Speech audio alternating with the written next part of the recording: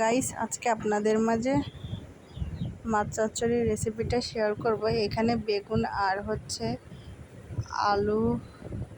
আর হচ্ছে কচুরমুখী কেটে নিয়েছি চচ্চড়ি করার জন্য। কাঁচামরিচ, পেঁয়াজ কুচি কুচি করে কেটে দিয়েছি, হলুদ গুঁড়া, জিরা গুঁড়া, ধনিয়া গুঁড়া, লবণ, তেল দিয়ে ভালোভাবে চটকিয়ে নিব হাত দিয়ে। চটকানো হয়ে গেলে পরিমাণ মতো পানি দিয়ে তারপরে হচ্ছে ছোট মাছটা উপরে দিয়ে আমি রান্নাটা করে নিব। এইভাবে কচলিয়ে নিলে রান্নাটারও অনেক সুন্দর টেস্ট হয়, খেতে অনেক মজা লাগে।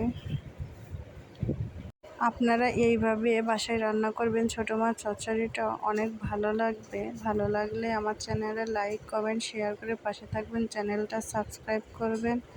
ধন্যবাদ সবাইকে।